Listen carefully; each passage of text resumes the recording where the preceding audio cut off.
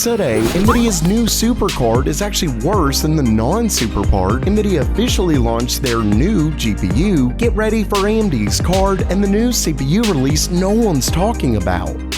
Welcome everyone to Gamer Melt. First up for today, Nvidia's new 4080 Super comes with one change that's actually worse than the non-super card. If you've seen the reviews, you know that the 4080 Super is flat pathetic when it comes to performance. I mean, the difference is so small that it's basically a regular 4080. Well, according to a new report from GeekerOne, the Founders Edition 4080 Super actually has fewer power stages than the regular 4080, going from 13 power stages to 11 and from 3 memory stages to 2, and even one less near the power connector. What's wild is that when you look on Nvidia's site, you'll see that the 4080 Super actually takes less power on average when playing games than the regular 4080, and that could be why the performance is so similar to the non-super card. With that said, there really aren't many more cores anyway, and it is possible that the super cards are a bit more power efficient, so it just wasn't needed. This does bring up the question of overclocking. Will the 4080 Super ultimately end up worse because it can't overclock as high? I'm not sure. Though I will point out that the Asus ROG Strix sample that they have does have the same power phases as the non-super cards, so they're probably just reusing 4080 PCBs. Either way, this is such an odd release. While it's clear that this is how Nvidia is cutting costs to get the price down, they still should have just made an official announcement about a price cut and left it at that. I guess they like the idea of it sounding better more so than it actually being better. And next up for today, Nvidia has officially launched their new GPU, and it's sad. Now before I get too deep into that, you've got to get deep into Brilliant's new creative coding course that takes you through using variables and loops with their block-based editor. That editor is really cool. It helps you visualize what you're coding, which really makes learning code easier than ever. In fact, that's the kind of stuff Brilliant does with all of their courses, and they sponsored today's video so I can tell you all about it. See, Brilliant was built from the ground up to teach the STEM field, and they teach you in a way that anyone can learn it, which is why they teach you by getting you to do it yourself in an interesting and engaging way. It's how I like to learn, and I know a lot of you will too. If you haven't tried it yet, Brilliant is offering my viewers a 30-day free trial when you visit brilliant.org/gamermelt. So there's really no reason not to at least give it a try. Plus, when you love it, because I know you will, if you sign up at brilliant.org/gamermelt, you'll get 20% off their premium membership for life. You can't beat this offer, so start learning the right way at brilliant.org/gamermelt.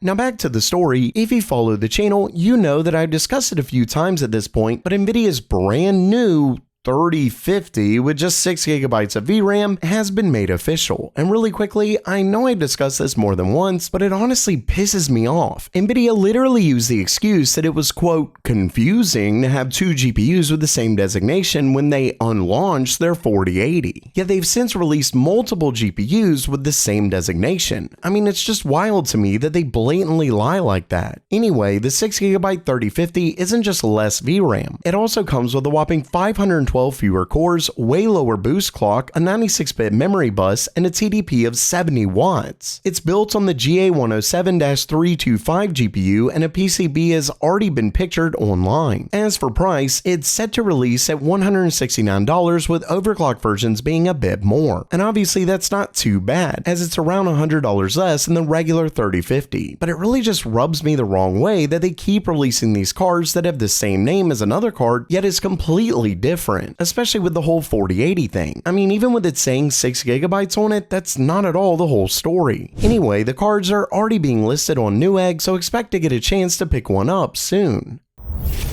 Next up, it looks like AMD is still working with board partners to release more RX 7900 GRE GPUs. If you remember, the 7900 GRE is more or less a cut down 7900 XT with 80 CUs, 16GB of 18GB per second memory, and launched at a price of $649. Unfortunately, the GPU initially released as a China-only part and stands for the Golden Rabbit Edition. Months after the initial release though, cards started popping up on European retailers. and while it hasn't made its way to the US yet, I wouldn't count it out. As you can see right here, PowerColor just put up a new Hellhound 7900 GRE OC edition on their Chinese website. Not only that, but it's appeared on a couple European price comparison engines, and while the pricing is up there so far, according to a recent report from Video Cards, the 7900 GRE in Europe has been dropping in price, getting as low as 541 euros. Basically, it seems like AMD is doing good enough with these cards that more are still being released, and maybe, just maybe, they'll end up in the US, and at a decent price.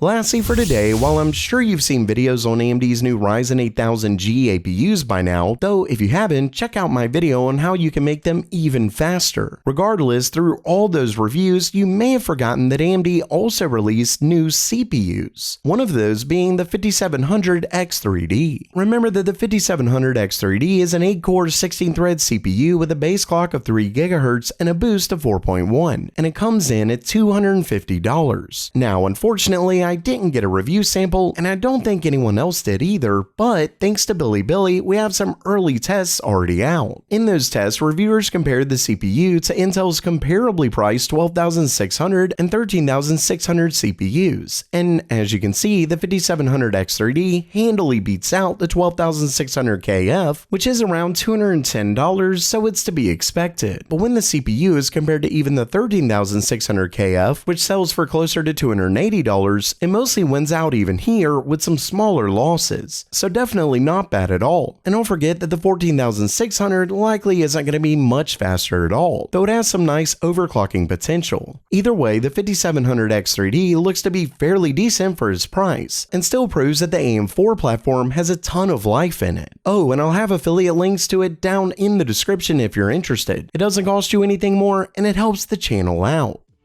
So while that does it for today, what do you think about AMD's new AM4 CPU? Let me know down in the comments below. And don't forget to try out Brilliant for free at brilliant.org/gamermeld. And as always, have a great day.